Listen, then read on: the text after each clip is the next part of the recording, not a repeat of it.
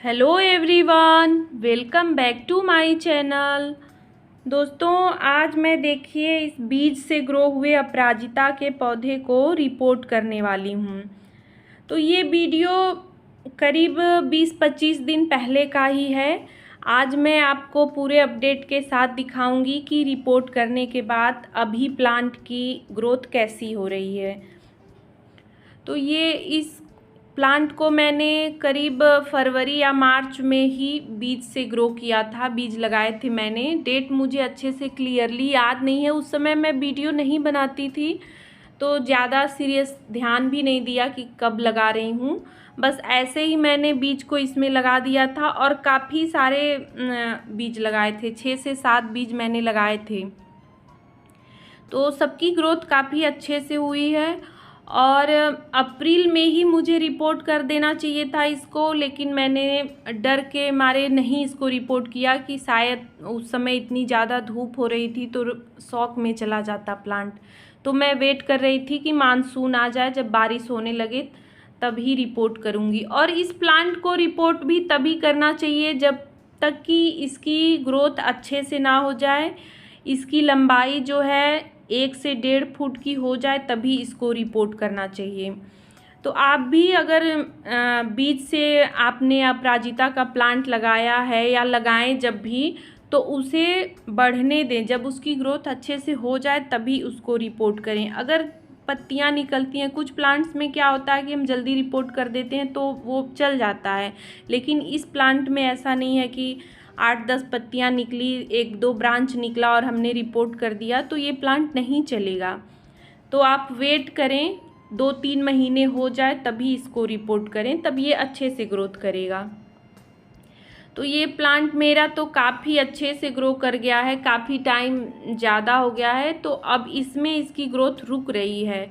तो अब मैं इसको, और ये रूट बाउंड भी हो गया था, मुझे ऐसे तो नहीं पता चल रहा था, लेकिन जब मैंने रिपोर्ट किया तो अभी आप भी देखेंगे कि किस तरह से इसकी रूट्स बहुत ज़्यादा बाउंड हो गई थी। बहुत अच्छे से ग्रोथ ये किया है और गर्मियों में इसका काफ़ी ध्यान भी देना पड़ा।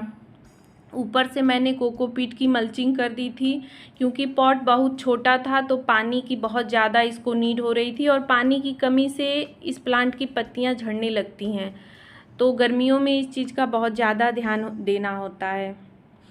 तो छोटे से पॉट में बहुत ज़्यादा केयर करनी पड़ी थी इस प्लांट की। तो अभी मैं चलिए इसको रिपोर्ट करके आपको दिखाती हूँ कि मैंने कैसे रिपोर्ट किया और कैसे करना चाहिए। तो ये देखिए, मैंने यहाँ पे 10 इंच का गमला लिया है। तो आपका प्लांट जितना बड़ा हो उतना बड़ा ही पॉट लें, और अपराजिता के लिए तो बड़ा पॉट ही सही रहता है, लेकिन प्लांट अगर ज़्यादा छोटा है तो और बड़ा पॉट हम ले लेंगे तो उसकी ग्रोथ अच्छे से नहीं होगी। मैंने थोड़ा सा बड़ा पॉट इसलिए लिया है क्योंकि मैं सारे जो भी प्लांट बीज से ग्रो हुए हैं, जितने भी 6-7 हैं, सब मैं इसी गमले में लगाने वाली हूँ, ताकि प्लांट घना भी रहेगा। और मेरे पास पॉट था भी नहीं, तो इसके लिए इसकी जड़ें बहुत ज़्यादा फैलती हैं नहीं, तो मैंने सोचा कि एक ही गमले में मैं सबको लगा दूंगी। तो मिट्टी का मेरा वही रेशियो रहता है, देखिए, एक हिस्सा मिट्टी गार्डन सॉइल, एक हिस्सा रेत और एक हिस्सा खाद। इसमें मैंने थोड़ा सा कोकोपीट भी मिलाया है, नीमखली, एप्सम साल्ट और बोन मील, फंजीसाइड पाउडर, सब मिला के मैं इकट्ठे मिट्टी को रख देती हूँ और सारे प्लांट को ऐसे ही लगाती हूँ। किसी किसी स्पेशल प्लांट में कोई चीज़ कम और ज़्यादा कर देती हूँ। तो ये देखिए, मैंने निकाल लिया और कितनी जल्दी ये निकल गया प्लांट जो है पॉट से। आप देख रहे हैं इसकी रूट्स, देखिए कितनी ज़्यादा, बिल्कुल मिट्टी इसमें है ही नहीं, सारी जड़ें ही फैली हुई हैं, रूट्स ही इसके चारों तरफ फैले हुए हैं, मिट्टी इसमें बिल्कुल नहीं निकली है। नीचे मैंने इस तरह से मूंगफली के छिलके रखे थे, उसमें मुझे तो याद भी नहीं था कि मैंने किस तरह की मिट्टी में इसको लगाया था, ग्रो किया था, मुझे अच्छे से याद नहीं। हाँ, लेकिन फर्टिलाइज़र मैंने बाद में दिया था इसको। तो देखिए, रूट्स खोलने के लिए मैंने उसको पानी में डाल दिया है प्लांट को, और ये मूंगफली के छिलके मैं इसी गमले में ही डाल दूँगी।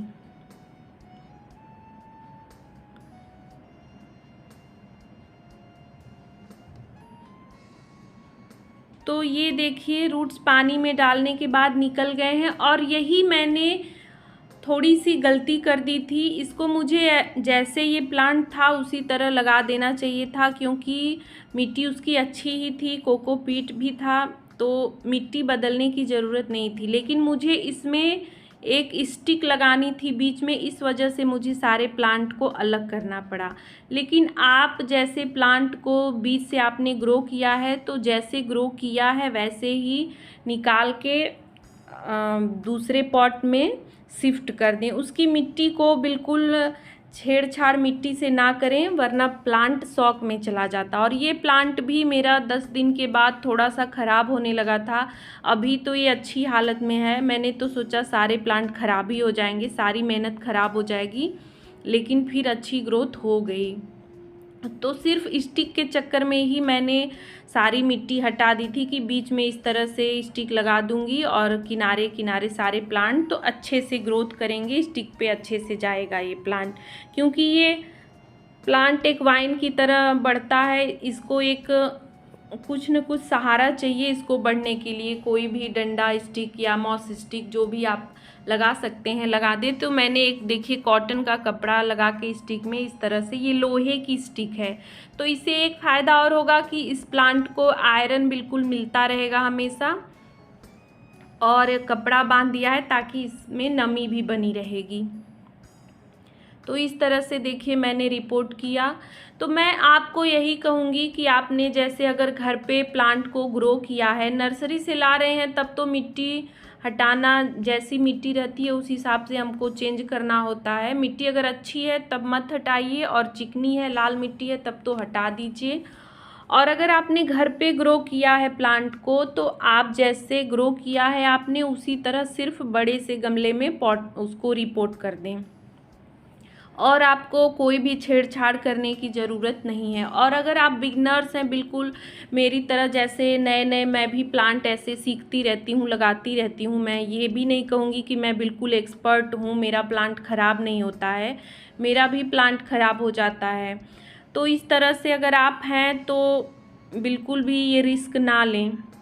देखिए पानी डालने के बाद, ये मॉर्निंग की क्लिप है।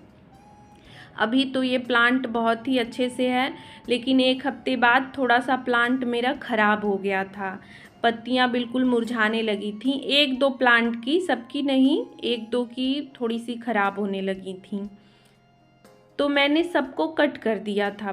10 दिन के बाद सारे ब्रांचेज को मैंने कट कर दिया था।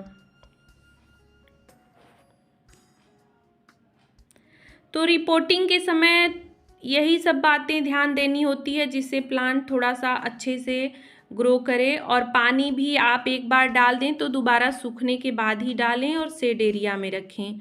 तो ये देखिए अभी ये आज की क्लिप है, और कितने अच्छे से ग्रो कर रहा है ये प्लांट। देखिए काफ़ी पत्तियां इसकी ख़राब हो गई थी, तो मैंने सारी ब्रांचेज को कट कर दिया था। ये देखिए नीचे से भी मैंने कट किया था, तो अब नई नई पत्तियां इसमें से निकल रही हैं। ये देखिए, तो अभी तो इसकी ग्रोथ अच्छी हो रही है। मैंने करीब 15 दिन इसको सिर्फ शेड में ही रखा था, बिल्कुल धूप इस पे नहीं आ रही थी। और बारिश तो यहाँ पे जब से मैंने इसको रिपोर्ट किया है तो लगातार ही बारिश हो रही है, कम ज़्यादा हो रही है। और अभी 10 दिन से तो यहाँ पे बहुत ही बारिश हो रही है, तो मिट्टी इसकी तो सूख ही नहीं पा रही अच्छे से। तो कलियां भी बनी थी, एक फूल भी इसमें खिला था। तो अब मुझे लगा कि ये प्लांट अच्छे से ग्रो कर गया है, तब मैंने आपको ये दिखाया। क्योंकि मैं जब तक मुझे एक्सपीरियंस ना हो, मैं ये ना जान लूँ कि मैंने क्या किया, क्या गलती की और कैसे क्या करना चाहिए, तब तक मैं आपको नहीं वो चीज़ बताती हूँ। तो देखिए इसमें से कलियां ऐसे बन रही हैं।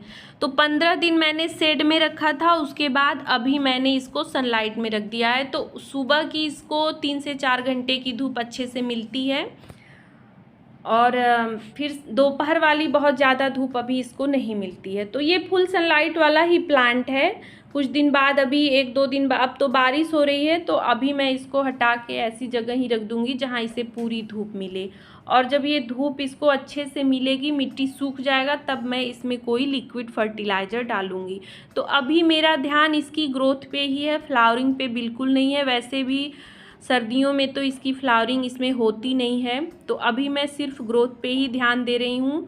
और नवंबर में फिर मैं इसको पूरा कट कर दूँगी, तो मार्च से ये फिर अच्छे से ग्रोथ करेगा। तो वीडियो आपको हेल्पफुल लगा हो, अच्छा लगा हो तो लाइक, शेयर और मेरे चैनल को सब्सक्राइब करिएगा। Thanks for watching.